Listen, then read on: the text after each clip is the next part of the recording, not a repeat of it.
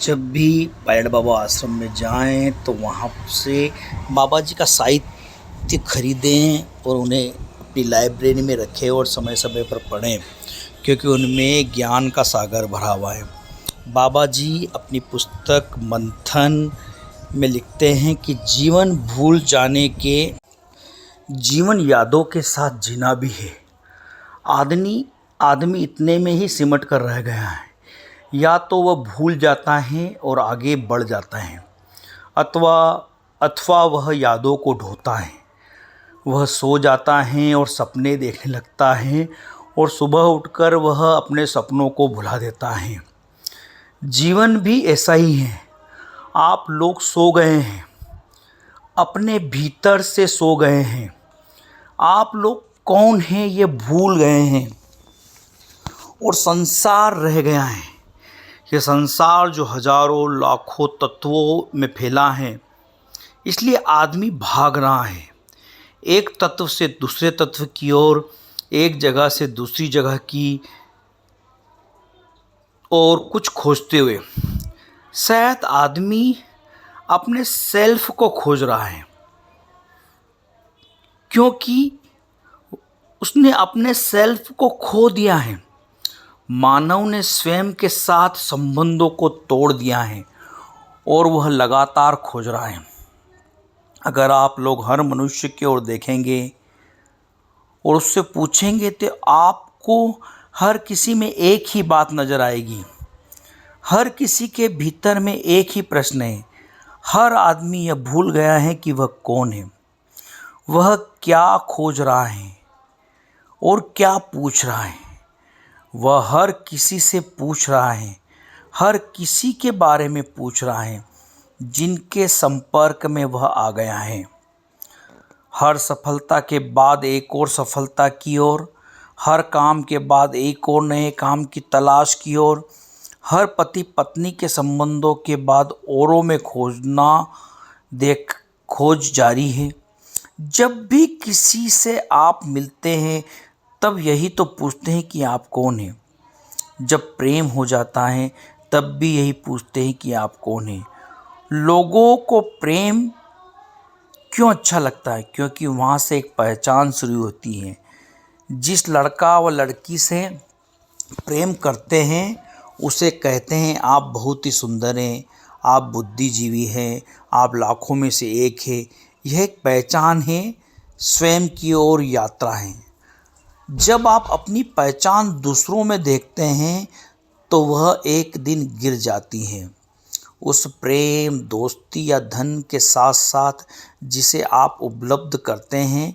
क्योंकि जब आप किसी प्रेमिका से कहते हैं कि आप बहुत सुंदर हैं, मैंने आपकी तरह कभी किसी को नहीं देखा, मैं आपके बिना नहीं रह सकता, आप मेरी ज़िंदगी हैं, मेरी खुशी हैं, आप मेरा स्वर्ग हैं, यह सब प्रेमिका को एक पहचान देना होता है, क्योंकि वह यह नहीं जानती वह कौन है। उस प्रेमिका मैंने आपके अंदर एक पहचान का निर्माण किया है। आपका परिचय उसका परिचय है, तभी तो दोनों प्रेमी बड़े सहज हो जाते हैं जब वे प्रेम करते हैं। और जब प्रेम खो जाता है, टूट जाता है, तो आप क्यों टूट जाते हैं? क्योंकि आप लोग पुनः अपनी पहचान खो देते हैं। फिर आप भूल गए कि आप कौन हैं। कुछ और नज़र आ जाता है, किसी और में कुछ अच्छा दिखाई देता है। धन, नाम, पद भी पहचान के लिए कमाया जाता है। अपनी पहचान के लिए लोग कह सके कि आप कौन हैं, आप महसूस कर सके कि आप कौन हैं। राजनीतिक शक्ति, धार्मिक शक्ति और प्रतिष्ठा की खोज भी इसी के लिए होती हैं। इसलिए आप हर जगह जाने की कोशिश करते हैं जहां कुछ पाने की उम्मीद होती है, जहां आपको कुछ मिल जाए जिसे आप खोज रहे हैं। आप लोग सदैव खोज में हैं, इसलिए अनेक दुकानें खोल दी गई हैं, धर्म के बहाने अनेक व्यापार खुले हैं। इसलिए मैं अपनी यात्रा की एक छोटी सी कहानी कह रहा हूँ, शायद आपको कुछ समझ में आ जाए। मैं जापान गया था। मेरे अपने एक ऋषिकेश के महात्मा वहाँ पर थे, कथा कह रहे थे, योग सिखा रहे थे। बहुत सी महिलाएं पुरुष उस हाल में बैठे थे। वे संस्कृत में बोल रहे थे, संस्कृत में अनेक सूत्रों को बोल रहे थे, फिर अंग्रेजी में भाष्य कह रहे थे। दोनों में मेल नहीं खाता था, पर जापानी तो संस्कृत जानते ही नहीं और अंग्रेजी भी नहीं। बहुत कम जापानी अंग्रेजी जानते हैं और वे बड़े प्रेम से कह रहे थे और लोग सुन भी रहे थे। जो ही मैं उस मंच पर आया तो उन्होंने अपनी कथा जल्द समाप्त कर दी। मैं उन्हें देखकर मुस्कुराया और उन्हें समझाया कि उस भाषा का क्या प्रयोग करते हैं जिसे किसी को समझ में नहीं आए। आप स्वयं सोचें, यदि आप लोगों के सामने फ्रांस की भाषा, इटली की भाषा, स्पेन की भाषा या जापान की भाषा में कथा कही जाए तो कैसा होगा। मैं यही आप लोगों के बीच देख रहा हूँ। मैंने उस दक्षिण भारतीय गुरु से पूछा, आपकी यात्रा कैसी है? तो उन्होंने कहा, बहुत अच्छी थी, पर आपके आने से खराब हो गई। वे सभी लोग जो आपके बीच कथा कह रहे हैं, क्योंकि आप लोग समझ नहीं रहे हैं, सोच नहीं रहे हैं, पकड़ नहीं रहे हैं। जो ही आप समझ लेंगे, यह कथाएं समाप्त हो जाएगी, आपको कुछ मिल जाएगा। जब तक आप नहीं समझ रहे हैं, तभी तक यह कथा बार बार वही सुनता है जिसको समझ में नहीं आता है। एक स्कूल के किसी क्लास का बच्चा बार बार एक ही क्लास में नहीं पढ़ सकता। वह बचपन से पढ़ना शुरू कर देता है और एक दिन वह इंजीनियर, जज, नेता, वैज्ञानिक, वकील बन जाता है। और आप लोग मोक्ष मुक्ति पाने के लोभ में सारा जीवन एक ही क्लास में रह जाते हैं, क्योंकि आपको अपना परिचय मिला ही नहीं।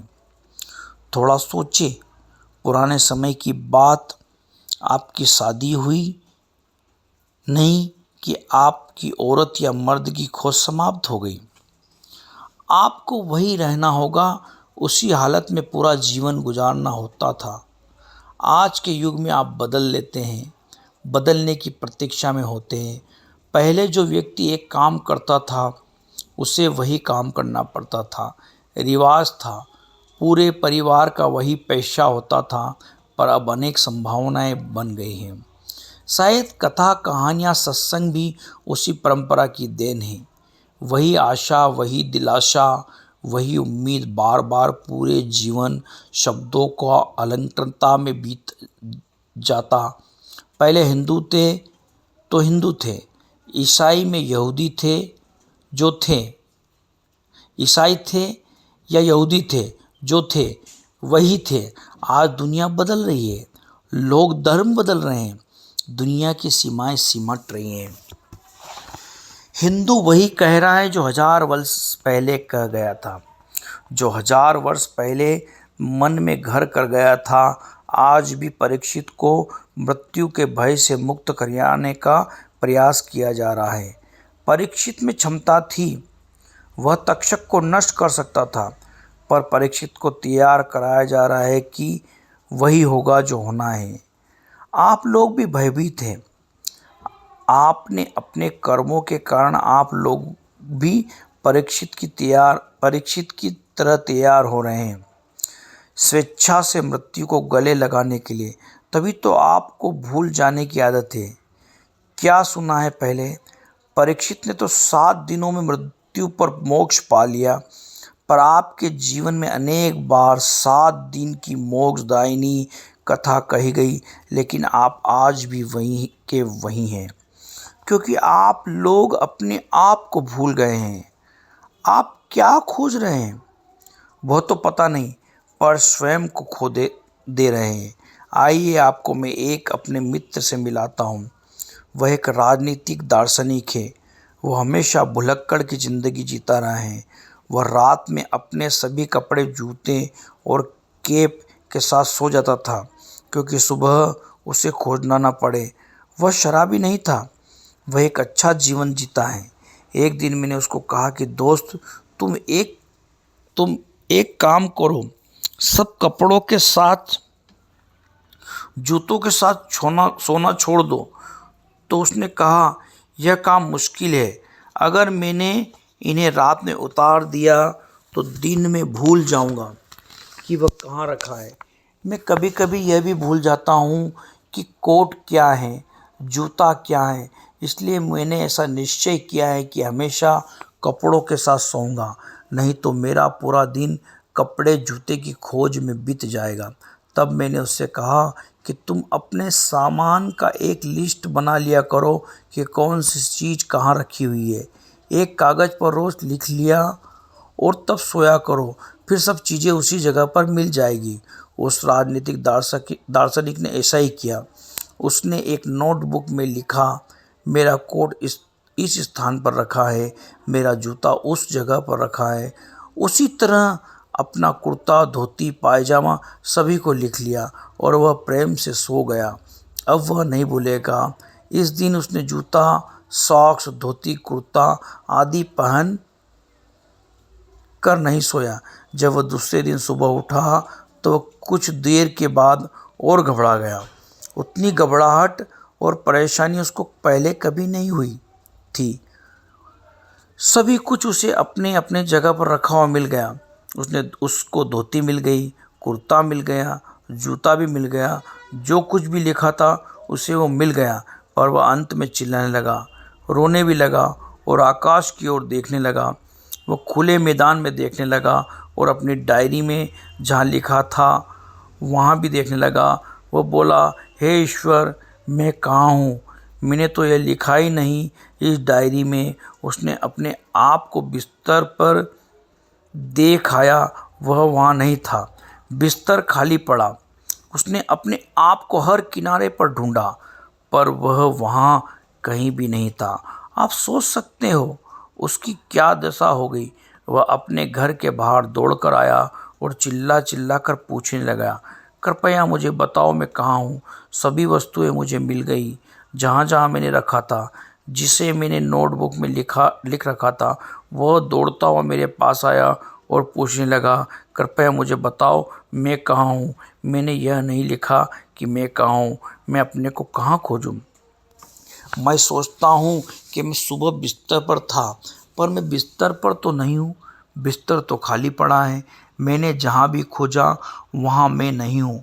मैं उसे देख कर हंस रहा था और सोच रहा था, यह तो हर किसी की कहानी है, हर आदमी की कहानी है। हर आदमी जानता है उसका घर कहाँ है। हर किसी को अपना फ़ोन नंबर मालूम है। हर किसी को अपना पति कहाँ है, पत्नी कहाँ है, कौन है, वे सब मालूम है। हर किसी को बेटा बेटी का पता है और हर किसी को यह पता है कि वह हिंदू हैं, वह ईसाई हैं, वह भारतीय हैं, वह जापानी हैं, वह अमेरिकन हैं, काला है या गोरा है या किस जाति का है। लेकिन क्या सचमुच में किसी को ये पता है कि वह कौन है और वह कहाँ है? आदमी बस जीता चला जा रहा है, अपने को भुलाए हुए, अन्य चीज़ों के ओट में अपने को खो चुका है। हर आदमी की हालत उस दार्शनिक की तरह है।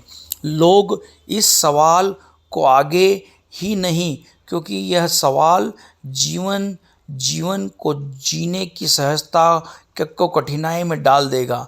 हर आदमी इस प्रश्न से भागता है और जीता चला जा रहा है, इस प्रश्न को पीछे ढकेलते हुए अपना नाम, पता, पद की ओर भागता चला आ रहा है कि मैं कौन हूँ, मैं कहाँ हूँ।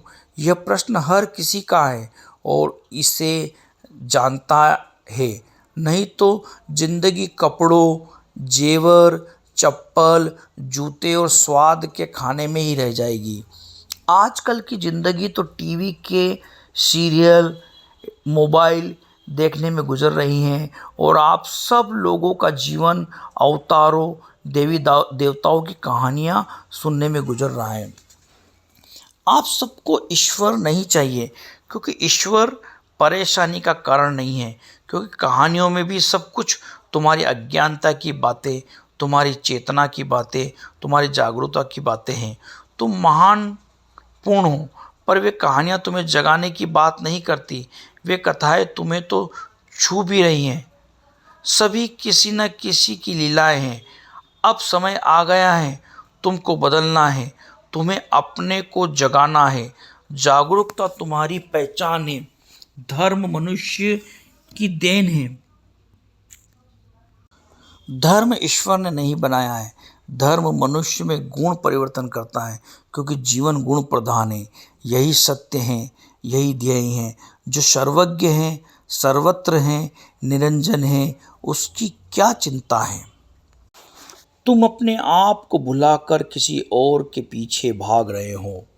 भागते भागते, सुनते सुनते जीवन थक गया है, पर कथा समाप्त नहीं हुआ। तुम ढह चुके हो। जो तुम अपनी खोज में निकले होते तो अभी तक जिंदगी सागर बन गई होती।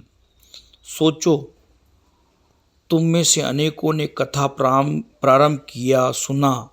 जब सब कुछ था, तुम्हारा पति था, पत्नी थी, हरा भरा संसार था, सभी साधन थे, जीवन में जोश था और ताकत थी। आज सभी कुछ छिनता जा रहा है। शिथिलताएं आ रही हैं, जवानी ढल चुकी है, बुढ़ापा आ गया है। श्रृंगार से सौंदर्य ढका था, वह अब श्रृंगार विहीन हो गया है। विधवा वस्त्र पहन रखे हैं, सुहाग कहीं और चला गया। तुम्हारा संसार अपने आप में व्यस्त हो गया और आज भी तुम वहीं पर हो जहाँ कल थे। शायद कथाकार भी बदल गए हैं, पर कथाएं नहीं बदली हैं। अब मैं आप सबसे पूछता हूँ, आप लोगों ने क्या आज तक कुछ पाया? क्या आपने आनंद उपलब्ध किया? क्या आपने शांति को पाया? क्या आपने मोक्ष को पाया? बाबा जी आगे लिखते हैं, ईश्वर तो पाने का विषय ही नहीं है, क्योंकि ईश्वर पाया नहीं जाता।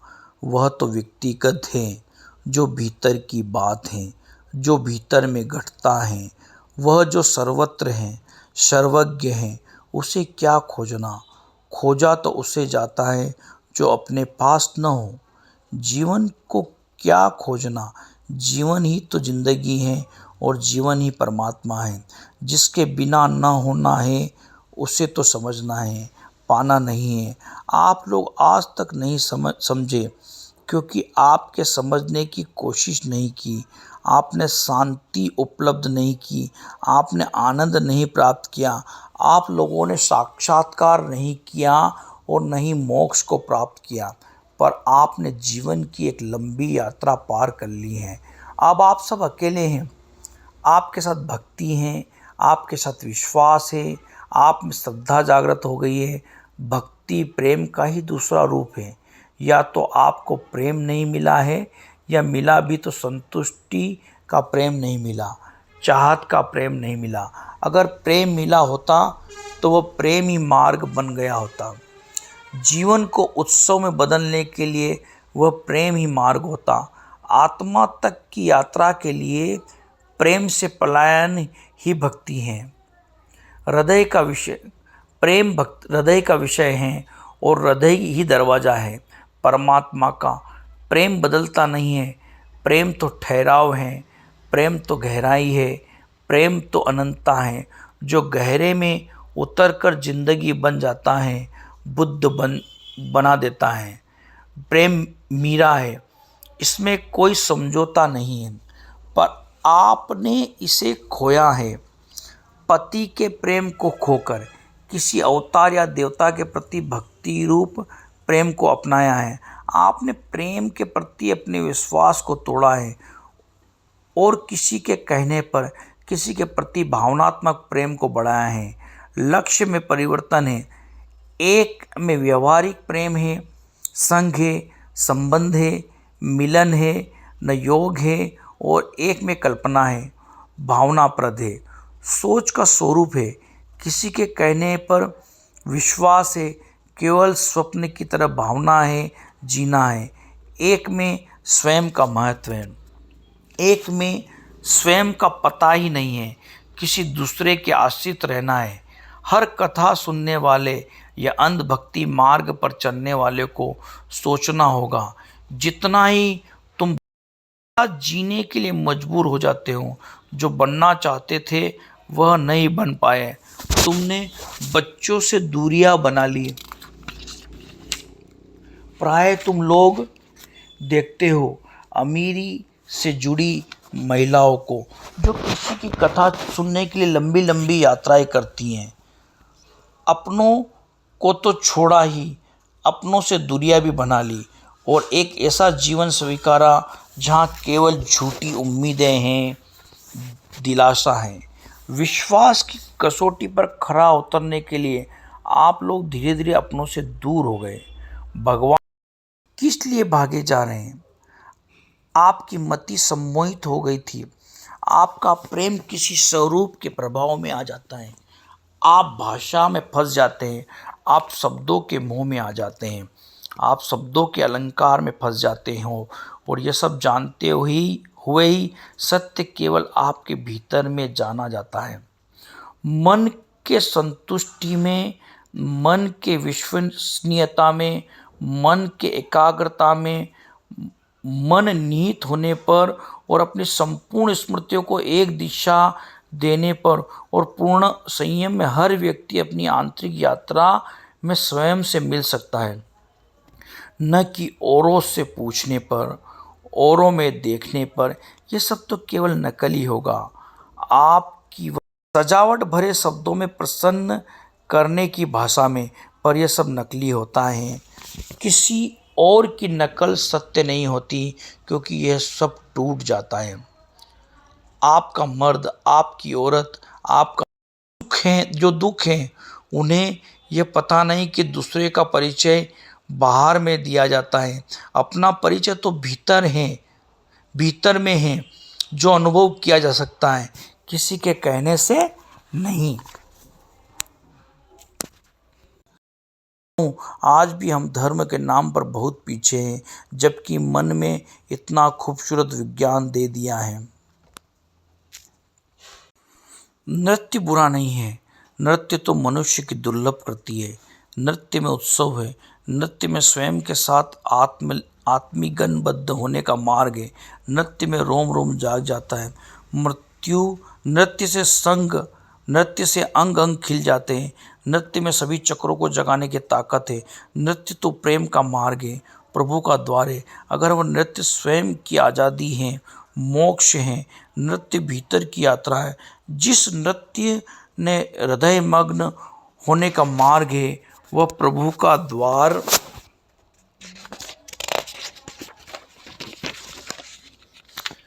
है। जिस नृत्य में मन की एकाग्रता है, वह सिद्धियों का मार्ग है। जिस नृत्य में मुद्राओं की बहुलता है, वह नृत्य भावनाओं की गंगा का प्रसार है, उद्बोधन है। जिस नृत्य में भाव है, वह नृत्य कल्पना को साकार करने की भंगिमा है। वह सब नृत्य स्वयं के प्रसार के विस्तार की ओर ले जाता है और यही नृत्य स्वयं को अंतर यात्रा में स्वयं का साक्षात्कार कराता है, निज बोध कराता है। तभी तो वृक्ष नाचते हैं, नदियाँ नाचती हैं, पक्षी नाचते हैं, देव नाचते हैं, किरणें नाचती हैं और कण कण नाचता है, क्योंकि उनके नाचने में ऊर्जा का फैलाव और संकुचन का विज्ञान है, जिससे जीवन जुड़ा है। जो नृत्य जीवन का अंग हो वह तो महान है ही, पर वह नृत्य महान नहीं हो सकता जो भूख बनाता है, जो सम्मोहित करता है, जो झूठा व्यक्तित्व बनाता हो। भला नकल करने वाला व्यक्ति स्वयं को कैसे जान सकता है? उधार का श्रृंगार करके कोई थोड़ी देर तक सुंदर तो दिख सकता है, पर वह सुंदर नहीं है। तो उधार का मेकअप, उधार का श्रृंगार जो बाहर को लुभाता है, वह भीतर को क्या जाने। बाबा जी आगे लिखते हैं, भला सोचिए, कोई फिल्म का अभिनेता इतना सुंदर अभिनय करता है, वह अपने आप को उसमें ढाल देता है। लगता है जैसे वह वही है, पर वह अभिनेता अपने आप की पूजा नहीं करवाता, वह आपको अपनी आरती नहीं उतरवाता। जब कोई धर्म की बात करता है, रामायण गाथा कहता है, भागवत कथा कहता है, तो आप उसे भगवान बना दे रहे हैं। साधु हूँ, हजारों लाखों मेरे जानने वाले हैं, मेरे शिष्य हैं, पर मेरी साधुता तो आत्मी परिचय नहीं है। मैं एक पिता हूँ, मैं एक माँ हूँ, पर यह मेरा स्वयं का परिचय तो नहीं हो सकता। आदर्श ममता, स्नेह और प्रणय का अर्थ अस्तित्व बोध नहीं हो सकता। फिर भक्ति, श्रद्धा, शांति प्रिय, वात्सल्यमय, प्रेममय प्रसंग कहने से वह साक्षात्कार करता कैसे हो सकता है? मैं कौन हूँ, यह तो आप लोग समझ ही नहीं पाए। यह अंधेरे में रह गए और आप लोग ड्रामा में फंस गए, नौटंकी कार के होकर रह गए। आपको जो परिचय पत्र मिला है वह पहचानने के लिए तो काम आ सकता है, पर वह कोई आप तो नहीं हो सकते। आपका जो नाम दिया गया है वह आपका परिचय तो दे सकता है, पर वह नाम आप तो नहीं हो सकते हैं। आपका फोटो आपके स्वरूप का परिचय तो दे सकता है, पर वह फोटो आप तो नहीं हो सकते। आप बदलते रहते हैं, वो फोटो जैसा का तैसा रहता है, क्योंकि वो फोटो आपके जीवन यात्रा के किसी एक क्षण का परिचय है, वह आपका परिचय नहीं हो सकता है। भिन्न भिन्न क्षणों के भिन्न भिन्न चित्र लिए जाते हैं, और आपने देखा होगा कि चित्रकार कहता है कि कृपया मुस्कुराएं, और और वह साथ ही साथ कहता है कि बस एक क्षण के लिए मुस्कुराएं महोदय, एक पल के लिए तैयार हो जाइए और उसके बाद स्वाभाविक हो जाइए। वह असली फोटो नहीं लेना चाहता जो स्वाभाविक है, वह कुछ क्षण के लिए झूठी स्थिति को आमंत्रण देता है, और प्राय हर चित्र आपके भीतर की यात्रा नहीं कर सकता। दुनिया का कोई भी कैमरा आपका चित्र नहीं ले सकता। सारे के सारे चित्र तो मांस हड्डियों के समूह से बना शारीरिक स्वरूप का चित्र लेते हैं, पर आप लोग तो उसी के हो जाते हैं। दुनिया में ऐसा कोई मार्ग नहीं है जो बाहर से देखा जा सके तुम कौन हो। बस एक ही रास्ता है, अपने आप को चैतन्य करो, भीतर की ओर जागो, भीतर की ओर जाने का प्रयास करो, जहाँ जाकर तुम सो न जाओ, जहाँ जाकर तुम सम्मोहित न हो सकते, जहाँ जाकर तुम्हें कोई बेवकूफ़ नहीं बना सकता, जहाँ जाकर प्रेम भी नहीं होता। जो निज बोधि के मार्ग में है वो प्रेम भक्ति में कैसे फंस सकता है? भक्ति प्रेम भी तो सत्य पथ का एक रास्ता है, भला रास्ते में कोई कार्य रुक जाएगा? इसी तरह दुनिया का हर मार्ग जो बना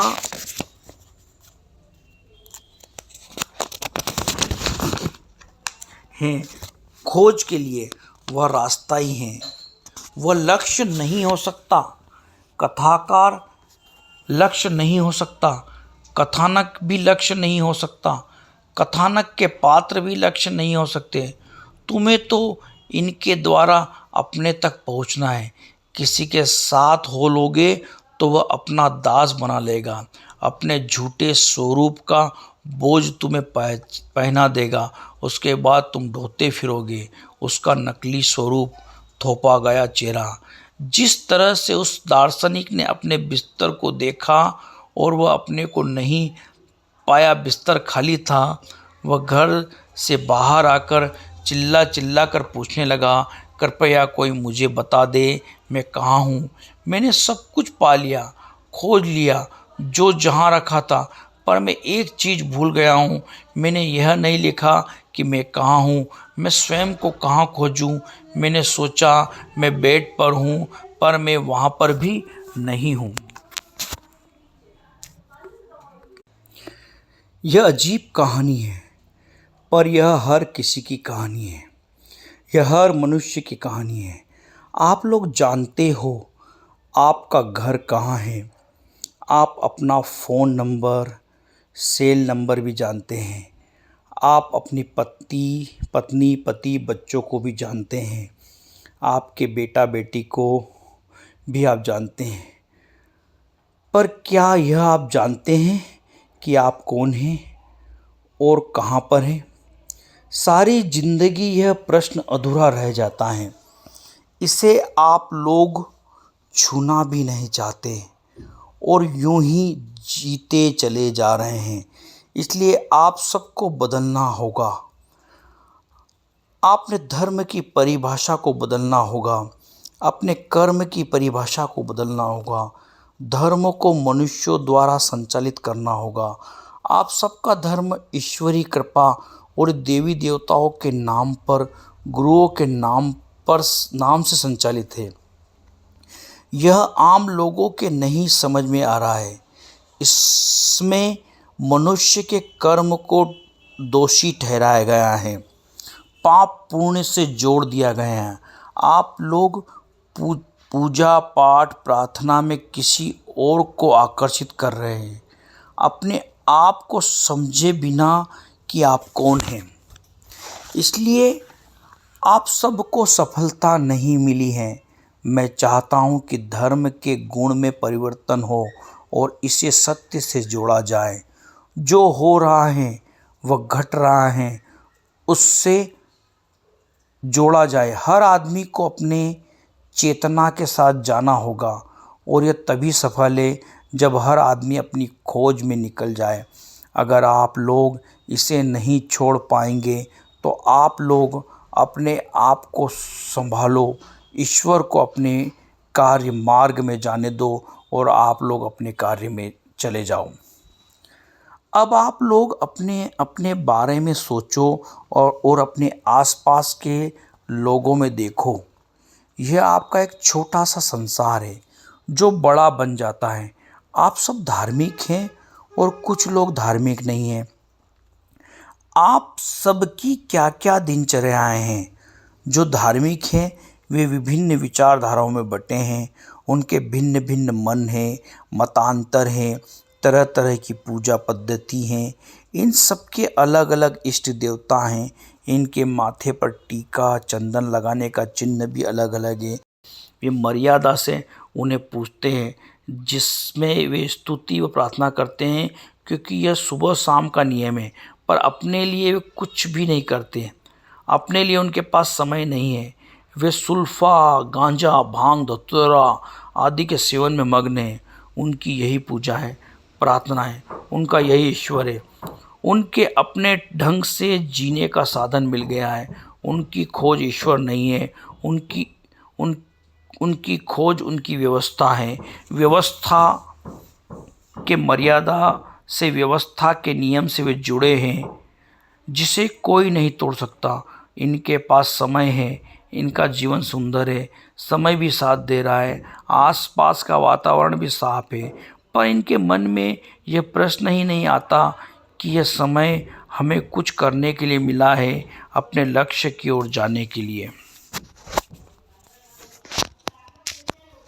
महायोगी पायलट बाबा जी ने मंथन भाग 1 के इस अध्याय में, जिस अध्याय का नाम है स्वयं की खोज, बाबा जी ने स्पष्ट शब्दों में असली धर्म क्या है इसको समझाने की कोशिश की है।